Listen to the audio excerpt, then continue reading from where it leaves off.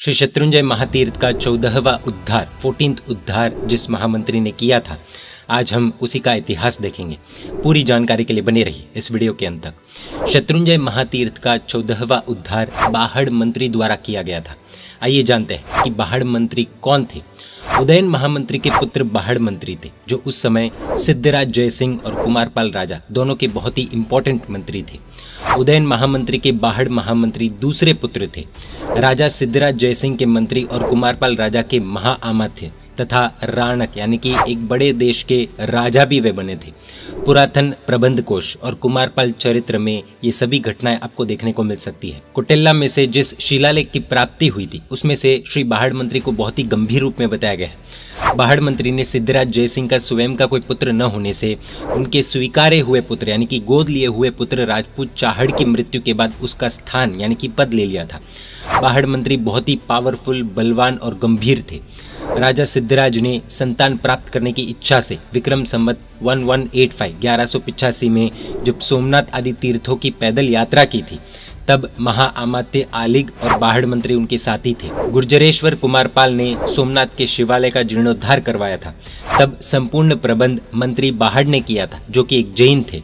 पाटन नगर में बाहड़ मंत्री ने एक सुंदर जिनालय भी बनवाया था, जिसमें कलिकाल सर्वज्ञ आचार्य श्री हेमचंद्राचार्य सूरी जी महाराज साहब ने दूसरे तीर्थंकर श्री अजितनाथ भगवान की प्रतिष्ठा करवाई थी। मंत्रीश्वर ने इसी देरासर को राजा कुमारपाल को दिया था और राजा कुमारपाल ने उसी मंत्री के देखरेख के नीचे यानी कि नजरों के नीचे उसका विस्तार कर कुमारपाल विहार बनवाया था। मंत्री बाहड़ ने खुद के पिता की आज्ञा के अनुसार राजा कुमारपाल की आज्ञा लेकर राज्य भंडार के द्रव्य यानी कि धन की मदद से संवत 1200 में श्री शत्रुंजय तीर्थ के मूल देरासर का बड़ा जीर्णोद्धार शुरू किया था। महाआमात्य बाहड़ ने शत्रुंजय पर्वत की तलहटी पर पहाड़पुर नामक गांव बसाया था। संवत 1211 में 1211 में देरासर यानी कि मंदिर तैयार हो गया था, परंतु विधि के विधान में कुछ और लिखा था। प्रदक्षिणा देने की जगह यानी कि जिसे हम भमती भी कहते हैं, वहां पर तूफानी हवा के दबाव के कारण से अचानक एक दिन जो मंदिर बनाया था वो टूट गया। मंत्री बाहड़ ने नूतन देरासर यानी कि नया मंदिर तैयार होने की खबर मिलते ही उस खबर देने वाले को खुशहाली में सोने की 16 जीप यानी कि टंग उपहार में दी थी। और दूसरे दिन जब देरासर टूटा और उसकी खबर बाहड़ मंत्री को मिली, तब उसने खबर देने वाले को 32 स्वर्ण जीप का इनाम दिया, 32 स्वर्ण जीप। जब उनसे पूछा गया कि दुखद खबर के लिए इतना बड़ा दुगना इनाम क्यों, तब उन्होंने एक बहुत ही अच्छी चीज़ कही कि मुझे मेरे प्रेजेंट में यानी कि वर्तमान में मैं जीवित हूँ तब मंदिर गिर जाने की खबर मिली है, इसलिए मैं तो वापस जिनालय बनवा दूंगा, लेकिन अगर मैं मर जाता और उसके बाद ये जिनालय गिरता तो किसे पता कि वो मंदिर वापस बनाया जाता या नहीं। इतना ही नहीं, जिनालय गिरने के कारण मुझे तो जिनालय निर्माण करवाने का दोबारा मौका मिला है, यानी कि दुगना लाभ प्राप्त हुआ है। समझने जैसी चीज़ यह है कि किसी भी न्यूज़ को, नेगेटिव न्यूज़ को भी हम पॉजिटिव एंगल से पॉजिटिवली किस तरह ले सकते हैं, वो यहाँ पर सीखने जैसा है। इसलिए वे तब मंत्री बने थे और हम आज जहाँ पर है वहीं पर रह जाते हैं, क्योंकि ऐसा कहा जाता है ना कि दृष्टि को बदलते ही दृश्य भी अपने आप ही बदल जाते हैं। खैर, बाहड़ मंत्री ने खुद की श्रीकरण मुद्रा यानी कि मंत्री मुद्रा का अधिकार थोड़े दिनों के लिए मंत्री कपर्दी को दे दिया था, क्योंकि उनके लिए तीर्थ पहले था और खुद का जीवन बाद में था। यहाँ पर विचार करने जैसी एक बात आती है कि अगर हमें अपने जिनालय यानी कि मंदिर के बारे में कोई समाचार मिले, जैसे कि मंदिर में चोरी हुई है, डाकू आए हैं, मंदिर गिर गया है, किसी ने नुकसान पहुंचा है, किसी ने कुछ गड़बड़ आदि की है, तो हम क्या करते हैं? ज़्यादा से ज़्यादा व्हाट्सएप पर आए हुए मैसेजेस को फॉरवर्ड करने के अलावा शायद ही हम कुछ करते हैं, क्योंकि हमें मैसेज फॉरवर्ड करके ये लगता है कि मंदिर के प्रति हमारी ड्यूटी यानी कि कर्तव्य पूरा हो गया है। लेकिन सोचिए कि ऐसी ही कोई घटना अगर हमारे घर या ऑफिस के साथ होती है, तब हम क्या करते हैं? क्या मैसेज फॉरवर्ड करके चुपचाप सो जाते हैं? धर्म के क्षेत्र की बात आते ही लगभग हम सभी मौन के पचखांड ले लेते हैं। बाहड़ मंत्री ने कपर्दी मंत्री को मंत्री मुद्रा सौंपने के बाद वे अपनी 4000 घुड़सवारों की सेना को लेकर पालीतना की ओर चले गए। जैसा कि हमने पहले देखा था कि बाहड़ मंत्री ने पहाड़पुर नामक गांव बसाया था ताकि लोग आराम से काम कर सके, लेकिन इस बार उन्होंने दूसरा नगर बसाया ताकि उनकी पूरी सेना वहां पर रह सके और उसका नाम रखा गया वाघभटपुर। इसके बाद उन्होंने मंदिर बनाने वाले कारीगरों के पास से जाना कि भमती के अंदर पहाड़ी हवा का दबाव यानी कि प्रेशर बनने के कारण से देरासर गिरा था। ये वही मंदिर है जिसे आज हम नंदीवर्धन प्रासाद यानी कि शत्रुंजय के मुख्य मंदिर के रूप में जानते हैं। कई बार हम राणकपुर, देलवाड़ा ऐसे कई प्राचीन मंदिरों को देखकर कहते हैं कि ये कितना खूबसूरत है, आकर्षक मंदिर है, लेकिन इस सुंदरता के पीछे कितनी मेहनत लगी है, कितना खून पसीना एक किया गया है, वो तो वस्तुपाल तेजपाल, बाहड़ मंत्री, संप्रति महाराजा आदि जैसे महापुरुषों से पूछने पर ही पता चलेगा। अगर जिनालय में भमती यानी कि प्रदक्षिणा देने की जगह न बनाई जाए तो मंदिर बंधने के चांसेस थे, परंतु मंदिर बनाने वाला जो व्यक्ति भमती नहीं बनाता है उसकी वंशवेल यानी कि उसकी जो वंश परंपरा है उसका नाश होता है, ऐसा वास्तुशास्त्र का कहना है। और उस समय भी वो मान्यता थी और आज भी ऐसे ही मान्यता है, और इसीलिए बाहड़ मंत्री ने दीर्घ दृष्टि का प्रयोग किया। उन्होंने भमती की जगह के साथ ही जिनालय बनवाया और एयर प्रेशर का प्रॉब्लम दोबारा न हो, इसलिए मूल गंभारे के पीछे की दीवार और भमती की दीवार में हेवी चूना और पत्थर डलवा दिया, जिससे भमती भी बन गई और उनकी वंशवेल का नाश भी नहीं हुआ। आजकल तो मंदिर बनवाना मात्र एक कार्य बन चुका है, उसमें कई बार भावों की पवित्रता नहीं देखी जाती है, लेकिन कॉम्प्रोमाइज जरूर होता है। जिनालय छोटा है तो भी चलेगा, लेकिन घर 4 BHK से छोटा नहीं चलेगा। आज के ज़माने में अगर हम जिन सभी के घर पर मंदिर तो होगा ही, उनके यहाँ पर एक बेडरूम का टोटल कॉस्ट अगर देखने जाए तो आराम से 1 से 2 करोड़ होगा, और घर का जो मंदिर है उसका अगर टोटल कॉस्ट देखेंगे तो लगभग 10 से 20 लाख से ऊपर नहीं होगा। जो व्यक्ति परमात्मा को 10-20 लाख रुपए की जगह में रखता हो और खुद 1 से 2 करोड़ की जगह में रहता हो, उसको ये घर और भव कितना फलदायी होगा वो सच में सोचने जैसा है। ऐसा ज्ञानी गुरु भगवंत पूछते भी है। पहले के ज़माने में तो घर का ईशान कोण पूर्ण रूप से भगवान को समर्पित रहता था, लेकिन आज हम होम डेकर इंटीरियर्स के नाम पर उसमें भी कॉम्प्रोमाइज़ कर देते हैं। इतना सब होने के बाद हमारी परमात्मा से शिकायत रहती है कि भगवान हमारी सुनते नहीं हैं। हम ये नहीं समझते हैं कि जब हम भगवान को कॉम्प्रोमाइज कर सकते हैं तो कुदरत हमें कॉम्प्रोमाइज क्यों नहीं कर सकती है। बाहड़ मंत्री ने जिनालय के पीछे की दीवार 5 गज यानी कि लगभग 45 स्क्वायर फीट जितनी बड़ी बनवाई, जिसमें मंदिर बहुत मजबूत हो गया। उस जिनालय में स्थापित करने के लिए प्रथम तीर्थंकर श्री ऋषभदेव भगवान की आरस यानी कि मार्बल की भव्य प्रतिमा निर्माण करवाई गई तथा कलश और ध्वज दंड भी बनवाए गए। विक्रम संवत 1213 में कलिकाल सर्वज्ञ आचार्य श्री हेमचंद्राचार्य जी के कर कमलों से यानी कि उनके हाथों से ही श्री ऋषभदेव भगवान आदि जिन प्रतिमाओं की भव्य और बहुत ही अच्छी तरीके से एवं धूमधाम से प्रतिष्ठा की गई। उस वक्त धूमधाम के साथ सभी के हृदय में भाव धूम भी थी। आजकल ऐसे ओकेशंस पर सभी को पता है सिर्फ धूमधाम आडंबर देखने को मिलता है, पर भाव धूम बहुत ही कम दिखाई देती है।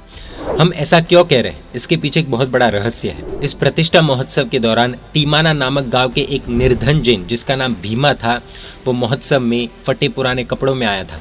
भीमा को महामंत्री बाहड़ से मिलने की बहुत ही इच्छा थी, लेकिन कहाँ महाआमद थे बाहड़ और कहाँ मैं, इस हिचकिचाहट के कारण वो महामंत्री के पास नहीं गया। बाहड़ महामंत्री को यह हकीकत किसी से पता चली और बाहड़ महामंत्री ने भीमा को सामने से बुलाकर अपनी गादी पर बिठाकर कहा, तू मेरा धर्म भाई है, मेरे योग्य कोई काम हो तो बता।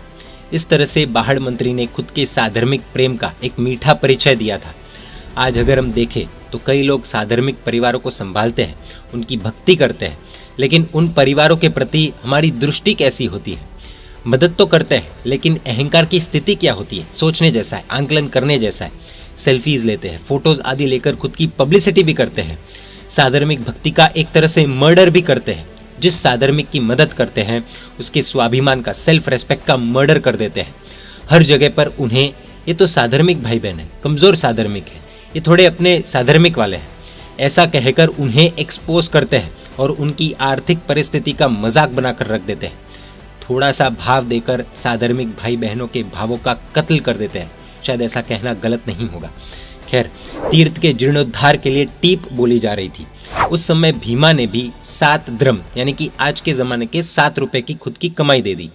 उस वक्त बाहड़ महामंत्री ने भीमा की निस्पृहता और भक्ति को देखकर बहुत लगाव और आनंद व्यक्त किया। हमें जानकर आश्चर्य होगा कि टीप के दौरान बाहड़ मंत्री की आज्ञा से वहां मौजूद सभी करोड़पति लाभार्थियों के नाम से पहले भीमा का नाम लिखा गया, क्योंकि भीमा ने अपना सर्वस्व ही जिनालय को दे दिया था। हम ऐसा क्यों बोल रहे हैं वो समझने जैसा है। अगर कोई व्यक्ति अरबों रुपए कमाता हो, मान लीजिए उसके पास 100 करोड़ रुपए हो और वो 10 करोड़ रुपए मंदिर के लिए लिखवाए, तो हम ये कहेंगे कि उस व्यक्ति ने अपनी कमाई का 10% मंदिर में दिया, जिसकी कीमत उस व्यक्ति के लिए कुछ खास महत्व की नहीं होती। लेकिन फिर भी उस व्यक्ति के बड़े बड़े बैनर्स लगवाए जाते हैं, बहुमान किया जाता है और उन्हें ऊपर चढ़ाया जाता है ताकि और पैसा निकल सके। लेकिन जिस व्यक्ति के पास कुल 1 लाख रुपए ही हो और वो व्यक्ति 90,000 रुपए अगर मंदिर को समर्पित कर दे, जो कि उसकी कमाई का 90% है, तो भी उसका नाम लास्ट में लिखा जाता है। ये कैसी विडंबना है, सोचने जैसा है। सिर्फ महापुरुषों की कथा सुनने से कुछ नहीं होने वाला है, हमें उन कथाओं के बोध को अपने जीवन में अप्लाई भी करना होगा, तभी जिन शासन उन्नति के शिखर पर पहुंच पाएगा। आज का यूथ तो इन बातों पर बिलीव भी करता है, मानता भी है, उस रास्ते पर चलना भी चाहता है, लेकिन शायद संघ के बड़े बड़े लोग इस बात को समझ नहीं पाते हैं। खैर, यहाँ पर भीमा के पास जितनी पूंजी थी उसने वो पूरी की पूरी यानी कि 100% जिनाले को समर्पित की, यानी कि अपना सर्वस्व समर्पित किया। जिस तरह नेताजी सुभाष चंद्र बोस कहते थे कि मुझे सर्वस्व चाहिए, ठीक उसी तरह भीमा ने जिनाले को अपना सर्वस्व समर्पित कर दिया, सब कुछ। बाहड़ मंत्री ने लाभार्थियों के पैसों से ज्यादा भीमा के भावों को महत्व दिया। चढ़ावे के दौरान तीर्थमाला की बोली चल रही थी। उस समय बाहड़ महामंत्री ने 4 लाख द्रम बोलकर चढ़ावे की शुरुआत की। बोली बढ़ने लगी और वहां मौजूद महुआ के सेठ जगड़ू सोरठिया पोरवाल ने 1.25 करोड़ द्रम देकर अपनी माता को तीर्थमाला पहनाने के लिए ये चढ़ावा लिया था। जगड़ूशा के पास 5 सवा करोड़ के माणिक थे, उसमें से एक उन्होंने शत्रुंजय तीर्थ में दिया था, एक गिरनार जी तीर्थ में दिया था और तीसरा प्रभास तीर्थ में दिया था। इस प्रकार खुद के सर्वस्व समान 5 सवा करोड़ के माणिक में से उन्होंने 3 माणिक तीर्थों को समर्पित कर दिए थे। श्री संघ ने सोने का कंठा यानी कि जो परमात्मा के गले में पहनाते हैं वो बनवाया था। आज तो सोने आदि का नहीं पहनाते सिक्योरिटी रिस्क के कारण, लेकिन उस समय में एक कंठा बनवाया था और जगड़ू सोरठिया सेठ द्वारा जो मानिक दिया गया था वो उस कंठे के बीच में लगाया गया था, जिससे सकल संघ में अद्भुत अट्रैक्शन और उत्साह पैदा हुआ था। इस तरह से बाहड़ मंत्री ने श्री शत्रुंजय तीर्थ का 14वां सबसे बड़ा जीर्णोद्धार करवाया था। हमें प्रश्न उठ सकता है कि जीर्णोद्धार तो करवा दिया, लेकिन उसके बाद जिनाले की सार संभाल का क्या हुआ? आज मंदिर तो बहुत बना दिए गए हैं, लेकिन उनकी सार संभाल अच्छे से नहीं हो पा रही है, ये कड़वी वास्तविकता है। कई घटनाएं ऐसी घट रही है जिसे देखकर ऐसा कहना गलत नहीं होगा कि देख रेख में बहुत कमी आ रही है। आज हम सुनते ही है कि हजारों प्रतिमाएं जिसमें हैं ऐसा जिनाले बनवाया जा रहा है, लेकिन उस जिनाले की सार संभाल करने वाले 100 जन भी नहीं होते। कई जगहों पर तो परमात्मा का पक्षाल पाइप से भी होने लगा है। ये कड़वी वास्तविकता हमने तीर्थ यात्रा के दौरान कई जगहों पर देखी भी होगी। नूतन जिनालयों में तो ये हालत है और प्राचीन जिनालयों में तो पक्षाल पूजा आदि बरोबर होते भी है या नहीं, वो एक बहुत बड़ा प्रश्न है। ऐसी भक्ति और हालत आज कई जिनालयों की है। अगर हर जिनालय के मुख्य द्वार पर सीसीटीवी कैमरास लगाकर देखे जाए तो शायद हमारी आंखें प्रभु की आशातना और जिन शासन की हिलना देखकर अपने आप ही झुक जाएगी। ये मैटर एक बहुत ही सीरियस मैटर है, इसलिए इस पर गंभीरता से सोचने की आवश्यकता है कि हम मंदिर तो बनवा रहे हैं लेकिन मंदिर को संभाल नहीं पा रहे।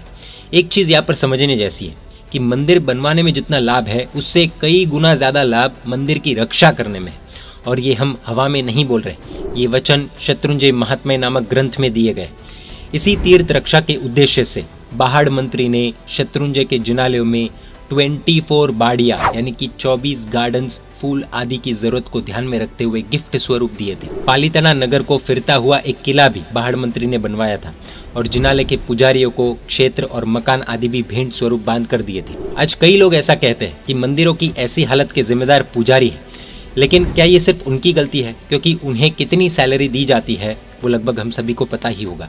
खैर, बाहड़ महामंत्री ने उस समय में शत्रुंजय महातीर्थ के इस जीर्णोद्धार में लगभग 1,60,00,000 रुपए खर्च किए थे और 14th उद्धार पूर्ण किया था। तो कुछ इस तरह से श्री शत्रुंजय महातीर्थ का 14वां उद्धार बाहड़ महामंत्री द्वारा किया गया था। जय जिन शासन, जय महावीर।